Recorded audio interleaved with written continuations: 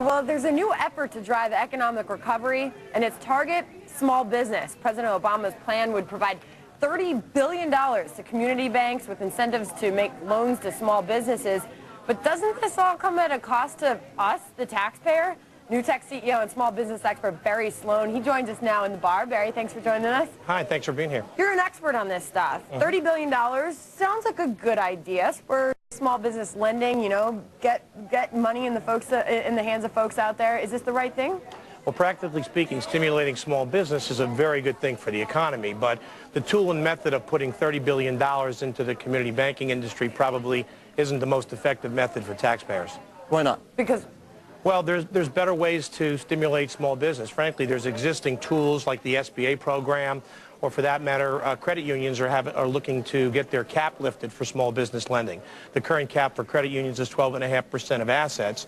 If that gets lifted to 25% of assets, there's an additional $8 to $10 billion of small business loans that would go into the economy without any effect to taxpayers whatsoever. But what I always push back on any of these government programs for small business or large business for that matter is that it comes at a cost of us who aren't running a business. It comes you have to tax the worker in order to prop up the small business owner. Why are we doing that at all? What about just stopping all forms of corporate welfare, including that for small business? Well, I would tend to agree. I mean, the situation with the credit unions, the capital is already there, and credit unions are able to make those loans. So that would be a program that wouldn't cost the taxpayers at all. The SBA 7A program, which is a government program, is actually one of the only effective government programs in that historically the SBA 7A program has not cost the Treasury any money. The premiums actually come off of the government guaranteed loans, refund money versus the losses to the Treasury. I mean, do you think that the president's not getting this message? And if he's not, are small businesses trying to send that message out there? Hey, this isn't what we need right now. There's other tools that we could use to help us bounce back from this.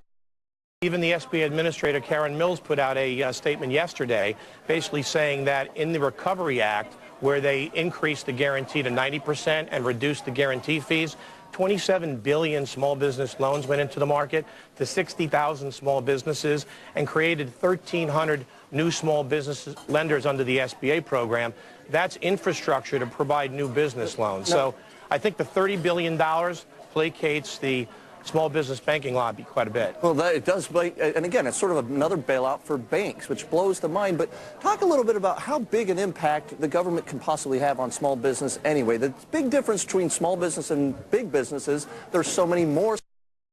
Government can go into the top 500 corporations and hit business in one big swoop. Right. But I know thousands of entrepreneurs, none of which have ever tapped the government for any money or corporate welfare. Well, currently what we're seeing, the effect of government actions on small business, I think, is more negative than positive.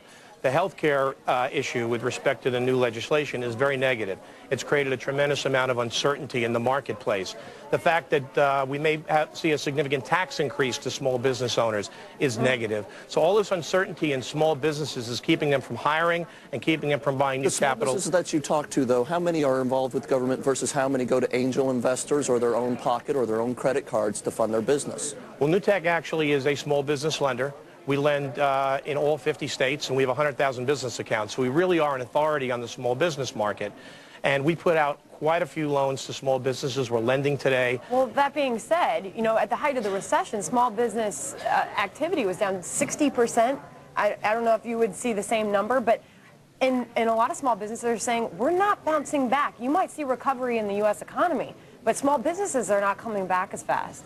Small business formation is definitely down, and small businesses that are on the bubble are having a very tough time right now as their costs are rising, uncertainty is right in their face, and they're really not making the dollars required to invest and grow their businesses.